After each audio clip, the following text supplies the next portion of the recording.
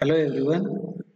तर आजच्या व्हिडिओ लेक्चरमध्ये आपल्याला फाईल ऑपरेशन्स हा नवीन चॅप्टर आपण मागच्या व्हिडिओ लेक्चरमध्ये स्टार्ट केलेला आहे. ठीक आहे, तर त्याचा नेक्स्ट पार्ट आपल्याला या व्हिडिओ लेक्चरमध्ये बघायचा आहे. ठीक आहे, तर मागच्या व्हिडिओ लेक्चरमध्ये आपण फाईल हँडलिंग म्हणजे फाईल ऑपरेशन्स याविषयी बेसिक ज्या स्ट्रीम्स आहेत त्या कुठल्या कुठल्या स्ट्रीम्स आहेत, त्याचे क्लासेस कुठले आहेत आणि ते कसे वापरावे लागतात याचे फक्त आपण एक इंट्रोडक्टरी पार्ट आपल्याला मागच्या व्हिडिओ लेक्चर मध्ये बघितलं.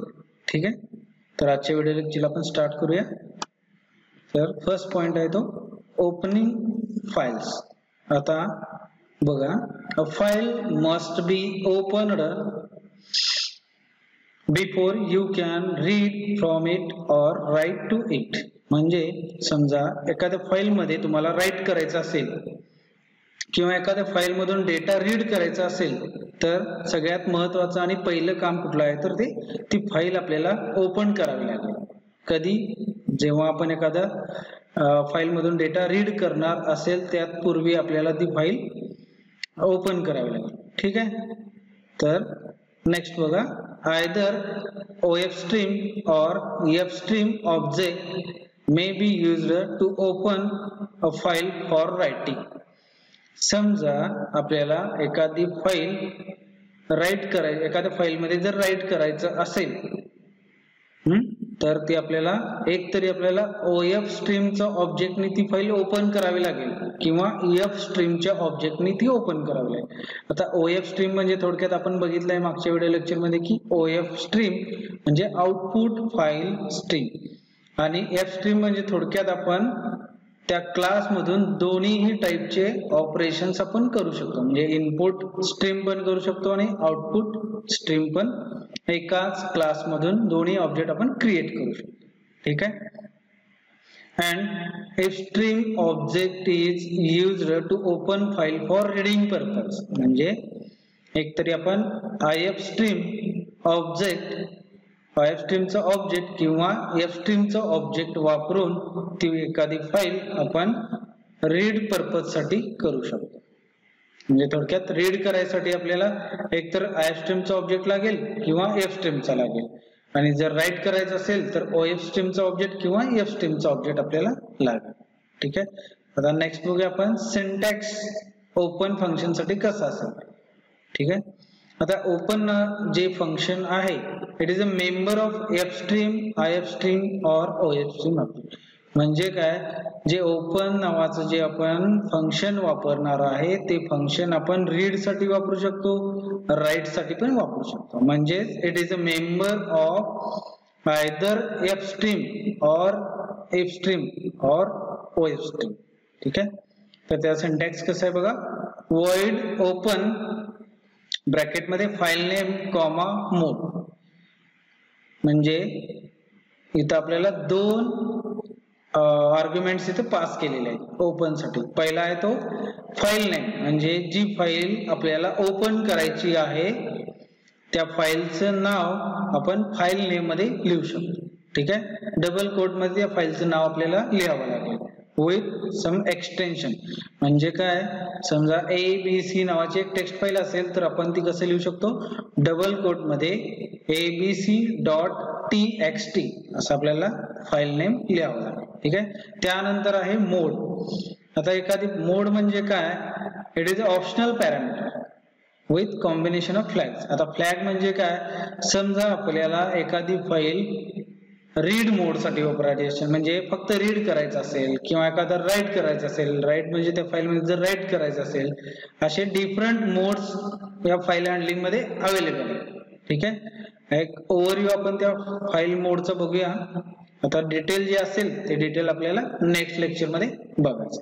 ठीक आहे, तर एक फक्त ओव्हरव्ह्यू बघूया फाईल मोडचा. आता इथे वेगवेगळे मी फाईलचे मोड्स दिलेले आहेत. iOS डबल कोलन किंवा स्कोप रिझोल्यूशन म्हटला तरी चालेल. iOS in, iOS out, iOS binary, iOS ATE, iOS APP, iOS trunk. ठीक आहे, असे वेगवेगळे मोड्स दिलेले आहेत. ठीक आहे, तर iOS इन म्हणजे आपल्याला समजा एखादी फाईल इनपुट ऑपरेशन साठी ओपन करायची असेल तर ती करू शकतो. ठीक आहे, त्यासाठी त्यानंतर आउट साठी म्हणजे आउटपुट ऑपरेशन साठी. ठीक आहे, असे वेगवेगळे मोड्स इथं दिलेले. ठीक आहे, समजा तुम्हाला एकाच फाईल मध्ये जर एकापेक्षा जास्त मोड्स वापरायचे असतील तर ते आपण वापरू शकतो. ठीक आहे, त्यानंतर बघा each of the open member function of class OFStream, FStream and EFStream has default mode that is used with the file without a second argument. म्हणजे समजा आपण नाही दिलं तर डिफॉल्ट आर्ग्युमेंट एकतर iOS आउट असतो, इन असतो किंवा इन आउट दोन्ही असू शकतो. म्हणजे जर आपण एखादी फाईल OFStreamच्या ऑब्जेक्टने जर ओपन केली तर त्याचा डिफॉल्ट मोड काय असतो, iOS आउट असतो. समजा आपण एखादी फाईल IFStreamच्या ऑब्जेक्टने जर ओपन केली तर त्याचा डिफॉल्ट मोड काय असतो, iOS इन. समजा आपण ती एखादी फाईल FStreamच्या ऑब्जेक्टने जर ओपन केली तर त्याचा डिफॉल्ट मोड इन पण असतो आणि आउट पण असतो. म्हणजे इन पण वापरू शकतो किंवा आउट पण वापरू शकतो. ठीक आहे, हे झाले फाईल मोड्स. आपल्याला डिटेल आपल्याला नेक्स्ट लेक्चर मध्ये बघायचं. ठीक आहे, त्यानंतर आपण बघूया how to close a file. समजा एखादी फाईल आपण ओपन केलेली आहे पण ती आपल्याला फाईल क्लोज करावीच लागते. एक लक्षात ठेवा, it is important that to close the every file which is opened earlier. म्हणजे एखादी फाईल जर आपण ओपन केली असेल तर ती आपल्याला मस्ट क्लोज केलीच पाहिजे. ठीक आहे, when we are finished with our input and output operations on file. समजा आपण एखाद्या फाईलच्या संदर्भात इनपुट आणि आउटपुट ऑपरेशन्स आपण घेतले असतील किंवा केले असतील तर आपल्याला ती फाईल क्लोज करावीच लागते. so that operating system is notified and its resource become available again. म्हणजे काय, ती फाईल जर क्लोज केली तर ती फाईल आपण दुसऱ्या एखादा ऑब्जेक्ट त्या फाईल वरती जर काम करणार असेल तर त्या ऑब्जेक्ट साठी ती फाईल म्हणजे थोडक्यात आपण त्याला म्हणू शकतो की रिसोर्स, तो रिसोर्स दुसऱ्या फाईल साठी आपल्याला अवेलेबल होईल. कधी, जेव्हा ती फाईल जर क्लोज केली असेल तर. ठीक आहे, when C++ program terminates it automatically flushes all the strings, releases all the allocated memory and closes all the opened file. म्हणजे जर क्लोज नावाचं जर फंक्शन आपण यूज केलं तर काय होतं, ऑटोमॅटिकली त्या फाईल साठी जी मेमरी अलोकेट केलेली असेल ती फाईलची अलोकेट केलेली मेमरी ऑटोमॅटिक काय होईल, रिलीज होईल. ठीक आहे, it is always good practice that programmers should close all the opened file before program termination. म्हणजे जर एखादा प्रोग्राम आपण केला असेल फाईल हँडलिंग यूज करून तर एखादी फाईल ती ओपन केलेली असेल तर ती आपल्याला क्लोज केली पाहिजे. ठीक आहे, सिंटॅक्स बघा, एक सिंपल सिंटॅक्स आहे void close नावाचा. ठीक आहे, तर तो क्लोज नावाचं जे फंक्शन आहे ते FStream मध्ये पण अवेलेबल आहे, IFStream मध्ये पण अवेलेबल आहे आणि OFStream मध्ये पण अवेलेबल आहे. ठीक आहे, हे झालं सिंपल void close नावाचं फंक्शन. ठीक आहे, आता आपल्याला एक महत्त्वाचं पार्ट बघायचा आहे नेक्स्ट. आता एखाद्या फाईल मधून रीड कसं करायचं आणि किंवा आपल्याला एखाद्या फाईल मध्ये राईट कसं करायचं याच्याविषयी आपल्याला बघायचं. ठीक आहे, पहिला बघूया writing to file. We can write any information or data to the file from our program using string insertion operator, just as we use the operator to output the information to the screen. म्हणजे आपण ज्याप्रमाणे cout आणि insertion operator, आता insertion operator म्हणजे त्याचं एक sign दिलेला आहे बघू शकता, डबल लेस दॅन. म्हणजे हे जे साइन आहे याला आपण काय म्हणतो, इन्सर्शन ऑपरेटर. म्हणजे हे कधी वापरतो आपण, जेव्हा एखादा डेटा किंवा एखादा टेक्स्ट जर आपल्याला ब्लॅक स्क्रीन वरती ऍज आउटपुट म्हणून जर दाखवायचा असेल तर आपण cout आणि हे साइन वापरतो. बरोबर, ह्या साइनलाच काय म्हणतात, इन्सर्शन ऑपरेटर. आता हे सेम इन्सर्शन ऑपरेटर आणि त्या क्लासचा ऑब्जेक्ट हे दोन्ही वापरून आपण एखाद्या फाईल मध्ये काय करू शकतो, राईट करू शकतो. ठीक आहे. बघा, the only difference is that we use OFStream or EFStream object instead of cout object. म्हणजे जे आपण cout वापरतो ते cout कशासाठी आहे, ते फक्त तुमच्या आउटपुट स्क्रीन वरती एखादा टेक्स्ट प्रिंट करण्यासाठी, म्हणजे एखादा ब्लॅक स्क्रीन वरती जे आपण टेक्स्ट प्रिंट करतो ते प्रिंट करण्यासाठी आपण cout वापरतो. ते सेम cout आपण फाईल मध्ये राईट करण्यासाठी वापरू शकत नाही. ठीक आहे. त्यासाठी आपल्याला एकतरी OFStream चा ऑब्जेक्ट कुठलाही वापरावा लागेल किंवा EFStream चा ऑब्जेक्ट कुठलाही असो ते तो वापरावा लागेल. ठीक आहे. हे झालं राईट कसं करायचं फाईल मध्ये, याच्यासाठी फक्त एक थोडक्यात माहिती. त्यानंतर रीड कसं करायचं बघा. We can read any information or data from the file into our program by using extraction operator. म्हणजे जो cin बरोबर जे ऑपरेटर आहे ते आपण फाईल मधून रीड करण्यासाठी वापरू लागतो. cin फक्त काय करतो, आपण कीबोर्ड थ्रू एखादा डेटा जर आपण घेतला असेल तर तो व्हेरिएबल मध्ये ट्रान्सफर करण्यासाठी आपण cin वापरतो. ठीक आहे. पण इथं आपल्याला जर फाईलचा डेटा आपल्या प्रोग्राम मध्ये जर रीड करायचा असेल तर एकतर IFStream चा ऑब्जेक्ट वापरावा लागेल किंवा EFStream चा ऑब्जेक्ट आपल्याला वापरावा लागेल. ठीक आहे. हे थोडं सोपं आहे, लक्षात ठेवा. ठीक आहे. त्यानंतर आपण एक्झाम्पल बघूया फाईल मधून रीड कसं करायचं आणि राईट कसं करायचं याच्यासाठी. ठीक आहे.